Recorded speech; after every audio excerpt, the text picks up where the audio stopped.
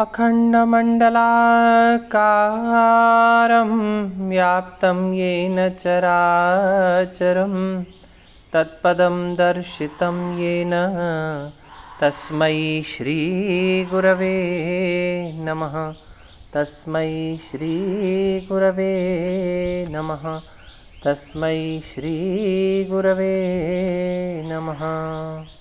प्रिय विद्यार्थियों, पिछली कक्षा में हमने देखा कि महर्षि मनु ने इंद्रियों के समूह को वश में करके मन को संयमित करके योग द्वारा अपने धर्म, अर्थ और काम और मोक्ष को साधने के लिए अभ्यास करने की, सिद्धि प्राप्त करने की आवश्यकता पर बल दिया तथा ये भी कहा तनुम अक्षिण्वन्, अपने शरीर का किसी भी अवस्था में नाश नहीं होना चाहिए, उसको कष्ट नहीं हो। उसके आगे बता रहे हैं पूर्वां संध्यां जपंस तिष्ठेत सावित्रीम आर्क दर्शनात् पश्चिमां तु समासीन सम्यक ऋक्ष विभावनात्। अन्वय देखिए, अर्क दर्शनात् पूर्वां संध्यां सावित्रीम जपन तिष्ठेत ऋक्ष विभावनात् पश्चिमां सम्यक समासीनः तिष्ठेत। अर्क दर्शनात्, अर्क कहते हैं सूर्य, सूर्य के दर्शन तक, प्रातः काल में सूर्य के दर्शन तक अर्थात सूर्योदय तक, पूर्वाम संध्याम, पूर्व संध्या अर्थात सुबह की संध्या में, सावित्रीम जपन तिष्ठेत, ब्रह्मचारी को सावित्री का जप करते हुए बैठना चाहिए। पूर्वकालीन संध्या में अर्थात सुबह के समय जो संध्या की जाती है उसमें ब्रह्मचारी को सूर्य के उदय होने तक अर्थात ब्रह्मचारी को जब तक सूर्य के दर्शन प्राप्त न हो जाएं तब तक सावित्री मंत्र का अर्थात गायत्री मंत्र का जाप करते हुए बैठना चाहिए। फिर क्या कहे, ऋक्ष विभावनात्, और रात्रि के समय, सायंकाल के समय ऋक्ष विभावनात्, जब तक कि तारा इत्यादि का, तारा नक्षत्र चंद्रमा इत्यादि का दर्शन न हो जाए अर्थात जब तक तारे न निकल जाएं, पश्चिमाम, सायंकालीन संध्या में, सम्यक समासीनः तिष्ठेत, सम्यक प्रकार से आसीन होकर के अच्छी प्रकार से बैठ करके संध्या करके करना चाहिए। प्रातःकालीन संध्या कब तक करनी चाहिए? जब तक कि सूर्योदय न हो जाए। और सायंकालीन संध्या कब तक करनी चाहिए? जब तक कि तारों का उदय न हो जाए, आकाश में तारे दिखना प्रारंभ न हो जाएं। पूर्वां संध्यां जपंस तिष्ठन् नैशम एनो व्यपोहति पश्चिमां तु समासीनो मलम हंति दिवाकृतम। पूर्वां संध्यां जपन, प्रातःकालीन संध्या में जप करते हुए तिष्ठन, बैठा हुआ ब्रह्मचारी। देखिए एक बार इसका अन्वय देखिए, पूर्वां संध्यां जपन तिष्ठन नैशम एनः व्यपोहति पश्चिमां तु समासीनः दिवाकृतम मलम हंति। पूर्वां संध्यां, पूर्व संध्या में अर्थात सुबह के समय की जाने वाली संध्या में, तिष्ठन जपन तिष्ठन, जप करता हुआ बैठा हुआ मनुष्य, जप करते हुए बैठा हुआ ब्रह्मचारी, नैशम एनः व्यपोहति, नैशम निशा से संबंधित अर्थात रात्रि काल में किए गए पापों का, एनः अर्थात पापों को, व्यपोहति विनष्ट कर देता है, दूर कर देता है। प्रातःकालीन संध्या में जप करता हुआ ब्रह्मचारी अपने रात्रिकालीन कृत पापों को, अपने किए हुए पापों को नष्ट कर देता है। पश्चिमां तु समासीनः, और पश्चिम में अर्थात सायंकालीन संध्या में समासीनः, सम्यक रूप से बैठा हुआ, सम्यक प्रकार से जब मंत्र जाप करके बैठा हुआ, दिवाकृतम मलम हंति, दिन में किए हुए पापों का नाश करता है।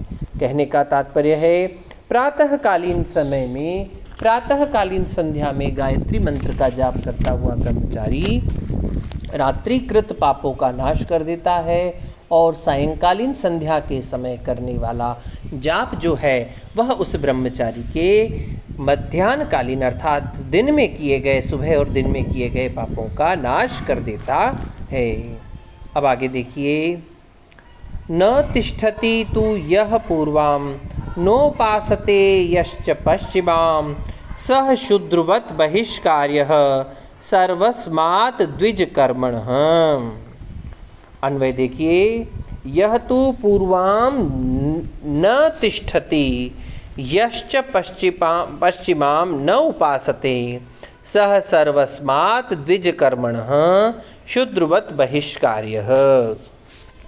जो ब्रह्मचारी पूर्वाम न तिष्ठति, जो ब्रह्मचारी पूर्वकाल या जो मनुष्य पूर्वकालीन संध्या अर्थात प्रातःकालीन संध्या को नहीं करता है, यश्च पश्चिमम न उपासते, और जो पश्चिम संध्या को उपासना नहीं करता अर्थात सायंकालीन संध्या नहीं करता है, जो न तो प्रातःकालीन संध्या करता है ब्रह्मचारी और जो न सायंकालीन संध्या करता है, सह वह मनुष्य सर्वस्मात् द्विज कर्मणः द्विजों के द्वारा किए जाने वाले समस्त कर्मों से बहिष्कार कर दिया जाना है, बहिष्कृत कर दिया जाना चाहिए। किसके समान? शूद्रवत, शूद्र के समान। जिस प्रकार से शूद्र को द्विजों के लिए निर्धारित कर्मों को करने का अधिकार प्राप्त नहीं है, उसी प्रकार से उस व्यक्ति को भी, जो व्यक्ति न तो प्रातःकालीन संध्या करता है न सायंकालीन संध्या करता है, उसको भी शूद्र के समान द्विजों के लिए निर्धारित कर्मों को करने का अधिकार नहीं है, उसको उन सभी कर्मों से बहिष्कृत कर दिया जाना चाहिए। अपाम समीपे नियतो नैत्यकम विधिम आस्थितः सावित्रीम अपि अधीयीत गत्वा अरण्यम समाहित। अन्वय देखिए, अरण्यम गत्वा समाहित अपाम समीपे नैतिकम विधिम आस्थितः नियतः सावित्रीम अपि अधीयीत। अरण्यम गत्वा, जंगल में जाकर के, समाहितः, समाहित चित्त होकर के, समीपे अपाम समीपे, जल के समीप अर्थात नदी या किसी तालाब के पास में, वन में जाकर के किसी नदी या तालाब के पास अर्थात जल के समीप बैठ कर के, समाहितः, समाहित चित्त होकर के, नैतिकम विधिम आश्रितः, नित्य करने वाले कर्मों को करने पर, नियतः, निर्धारित, अनुष्ठान हो जाने के पश्चात, सावित्रीम अपि अधीयीत, सावित्री मंत्र का भी जाप करना चाहिए।